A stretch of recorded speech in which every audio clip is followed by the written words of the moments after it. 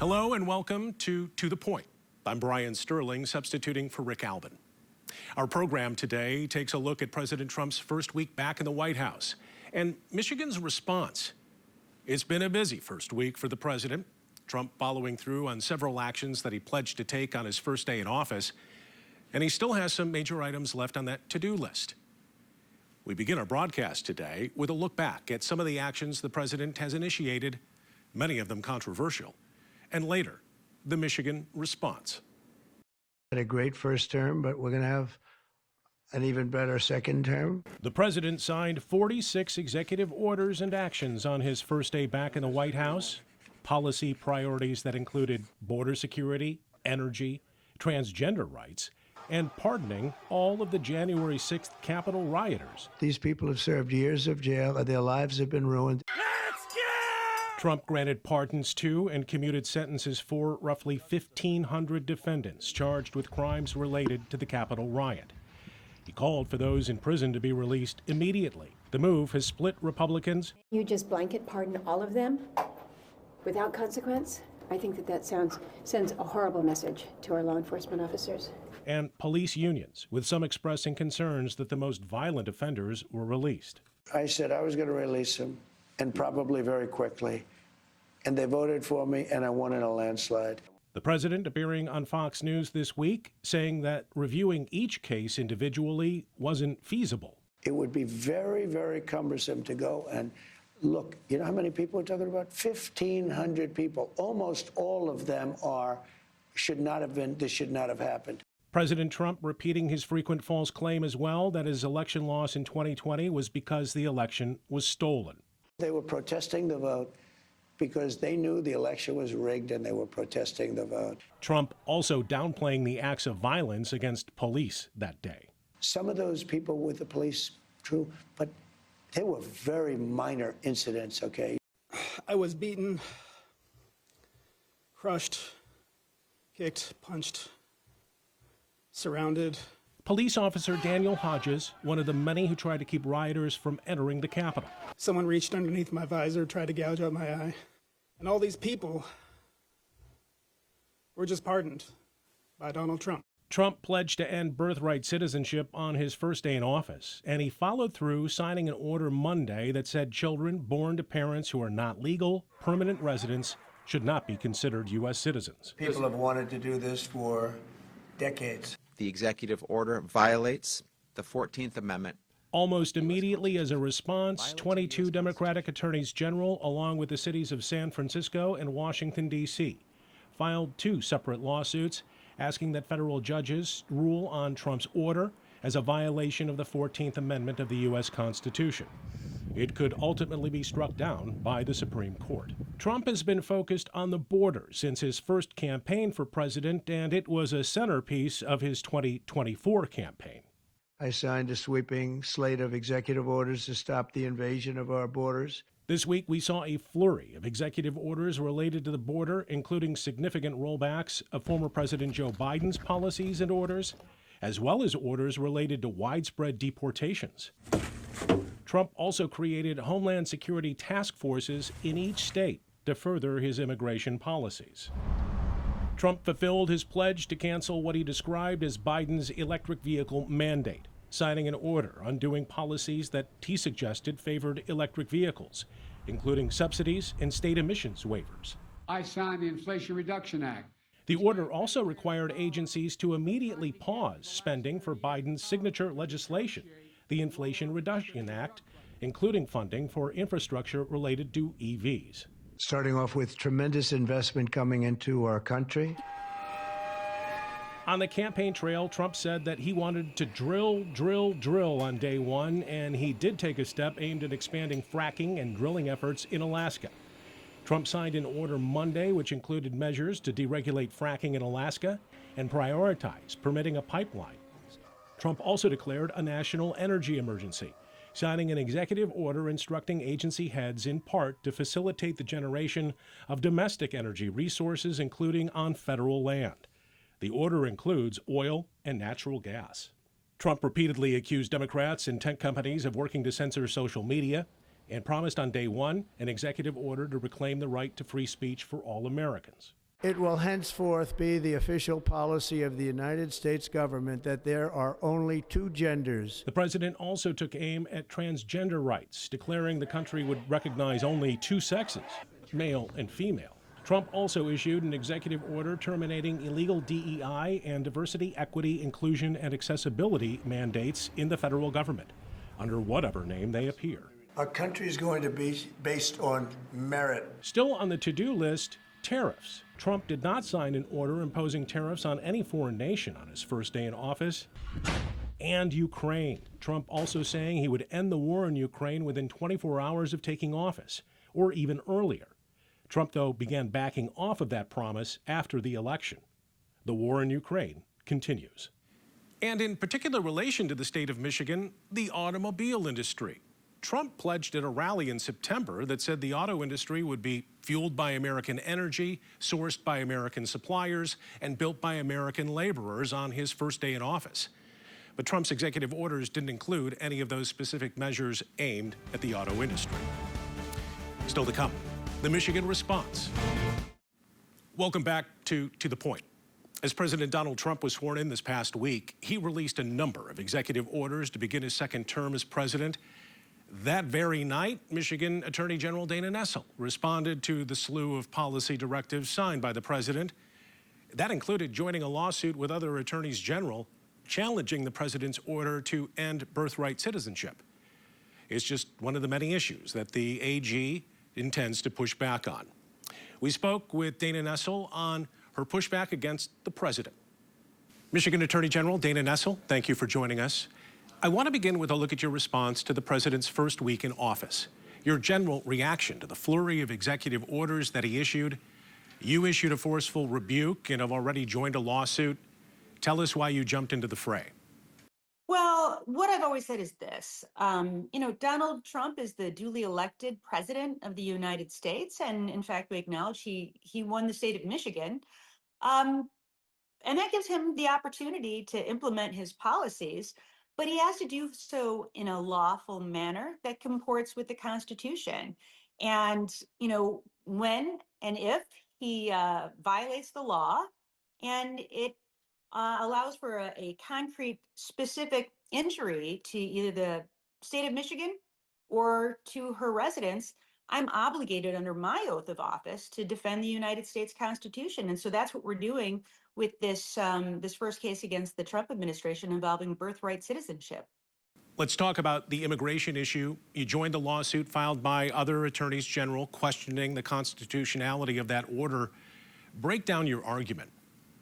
Well, it's a flagrant violation of the 14th Amendment. Birthright citizenship has been around in this country for over 125 years. Of note, the sponsor of birthright citizenship was the former Michigan Attorney General back in 1968. And it's been a part of our Constitution ever since. And I would say this, my father was a birthright citizen. My maternal grandparents were. It's a fabric of society for so many of our families. Is how we became Americans. It's a critical piece of our framework of America. And this is just an effort to undermine the Constitution using an executive order, which has never been and is not now a legal mechanism for the president to implement his policies. And I would really compare it to, say that President Trump wished to serve a third term in office that violates the 22nd Amendment. He couldn't just simply issue an executive order and change the Constitution. And as a result, we filed this case. We're not the only ones. There are other cases. And already, just a few minutes ago, we found out that there's been an injunction that was levied by a judge to prevent this executive order from being implemented. Some on the other side say that allowing birthright citizenship is being exploited by immigrants and is draining resources intended for citizens. Is that a valid argument? Well, these people are citizens. That's the whole thing. The Constitution grants birthright citizenship to anybody who's born within the United States and subject to the jurisdiction in the United States, what these individuals are. And so, it's a clear violation of the law.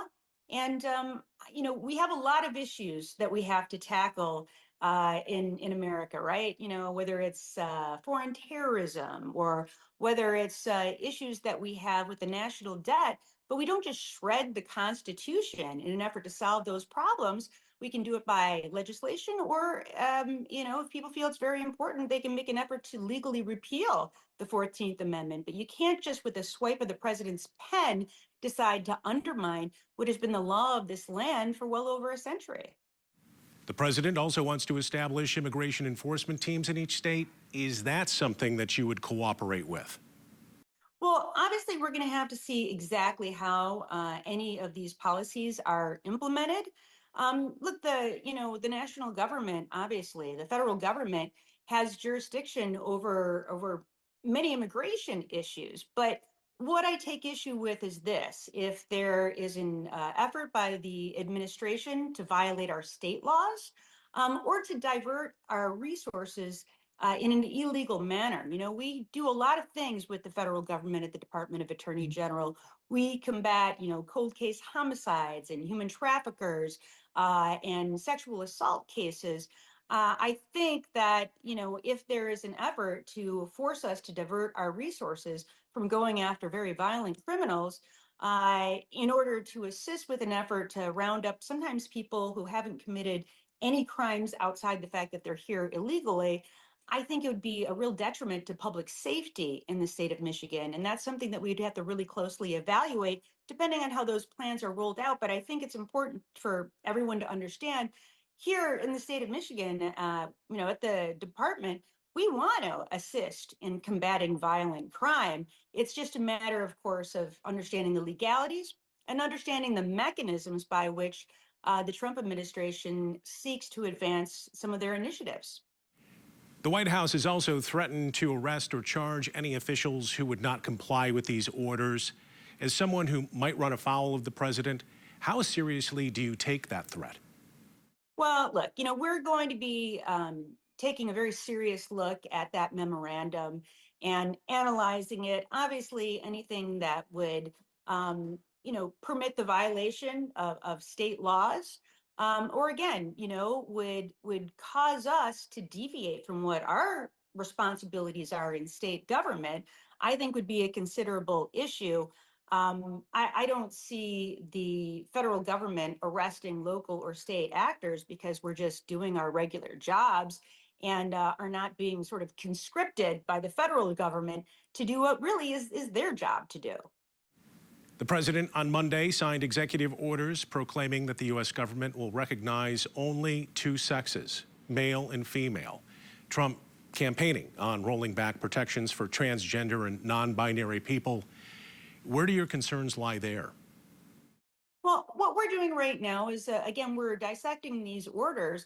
Again, I think it's important for people to understand while the executive might have some pretty powerful and broad authority, we still have Congress. We still need to pass laws through the traditional measures. And of course, we can't violate federal law, can't violate the Constitution, can't violate the Administrative Procedures Act. There are rules, regulations, and confines by which the president has to abide. So a lot of these orders, whether they're well-intentioned or not, are really going to have to evaluate and say, is this something that is a legal order? And if it is, how do we at the state of Michigan make sure that we're complying with it? You had a pointed message last summer to any Republicans or anyone on the U.S. Supreme Court for that matter who might be thinking about reversing same-sex marriage protections. You said that you can pry this wedding ring from my cold, dead, gay hand. I know that this is a personal issue for you. We first met in the kitchen of a same-sex couple about 10 years ago in Hazel Park, Michigan, when you represented April DeBoer and Jane Rouse. It was a case that would ultimately be argued and affirmed by the U.S. Supreme Court. When it comes to gay marriage, what concerns do you have about seeing those rights evaporate? Well, I certainly hope that what the new administration intends to do is to protect the United States of America, protect people in states like ours, and to look out for the safety, the general welfare of people like myself, people like the over 10 million Michiganders in this state, and frankly, the hundreds of thousands of Michiganders who identify as being LGBTQ. And I just don't see how it advances the goals of the federal government in order to strip away important marriage protections that so many people in the state of Michigan and all across America enjoy. What we know is this. Marriage rights, adoption rights make families stronger. And, that's why I think it's important that people understand this is not only the law of the nation now, but it's been a good precedent. And it's one that should not be appended. It doesn't really serve or further any goals in terms of making America a safer place to be. Let's talk a little bit about the January 6th pardons. It was a full blanket pardon for everyone who participated in the riot that day, including some of the most violent offenders. What concerns do you have there?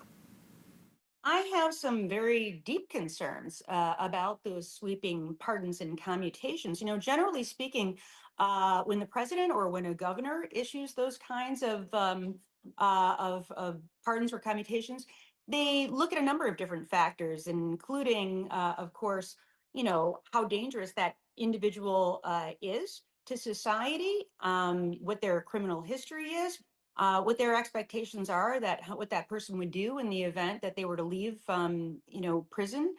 None of those considerations were looked at when it came to these individuals, some of whom committed some pretty violent crimes against law enforcement, and many who I think pose a current pending danger to the United States, 4 dozen of them coming back, if they're not already here now, in the state of Michigan. So I guess what's important, I think, for people to know and understand is we have a domestic terrorism unit at the Michigan Department of Attorney General, and we take very seriously threats against public officials, threats against law enforcement or assaultive crimes against them, and threats of domestic terrorism. So whatever happens, pardons, commutations by the president don't have an impact on state law. And so, we are prepared to do whatever necessary in the event that the message that's sent to those individuals is that they have carte blanche to go ahead and commit crimes in the state of Michigan. We're prepared to hold people accountable to the fullest extent of the law. I want to talk a little bit about the resistance and the pushback against President Trump. There's been some who suggest that there isn't a lot of energy behind that, especially as compared to 8 years ago. How do you see that? I can't speak for everyone else. All I can say is for myself, again, recognizing that, Donald Trump won the presidency. There's no question about that. Unlike 4 years ago, the Democrats don't contest that. But I think what's important is that we remain a country of laws and that we adhere to those laws. So for myself, all I can say is this: I'm prepared to do my job. And if Donald Trump wants to implement policies that I don't agree with, elections have consequences, and he has every right to do that. But it's my job to make sure that he does it within the confines of federal law and the Constitution. Ever since Donald Trump won a second term, many Democrats have been struggling to find their footing as jockeying for the 2028 election has already started. It is a story that will play out here in Michigan and across the country. Lastly, sir, we have an executive order ordering the declassification of files relating to the assassinations of President John F. Kennedy, Senator Robert F. Kennedy, and the Reverend Dr. Martin Luther King Jr. That's a big one, huh? They are among the most sensational American murders of the 20th century. The assassinations of President John F. Kennedy, his younger brother Robert F. Kennedy, and the civil rights leader, Dr. Martin Luther King Jr. Now, President Trump is ordering the full public release of classified files related to their killings, saying it will end the mysteries surrounding them. A lot of people are waiting for this for years.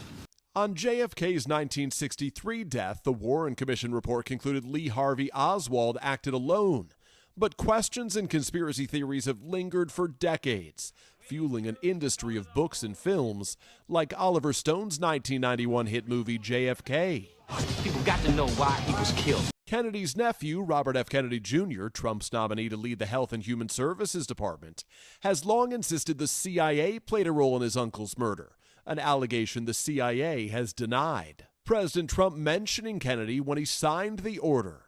Give that to RFK Jr. RFK Jr. praising the president's action. We need to have more transparency in our government, and he's keeping his promise to have the government tell the truth to the American people. But JFK's grandson, Jack Schlossberg, is not pleased, posting in part, "Declassification is using JFK as a political prop when he is not here to punch back. There's nothing heroic about it." In 1968, RFK and MLK Jr.'s murders again shocked America. RFK's assassin, Sirhan Sirhan, remains in prison to this day. Members of Dr. King's family have asked if he was the victim of a government plot to kill him. The assassinations ushering in an era of distrust that President Trump may be looking to erase. He feels, and other people might feel, that to have these final records and at least dispel some of the mysteries might help to clear away at least a little bit of the confusion and the distrust. That's our program this week. I'm Brian Sterling. We'll see you next week. Thank you for watching To the Point.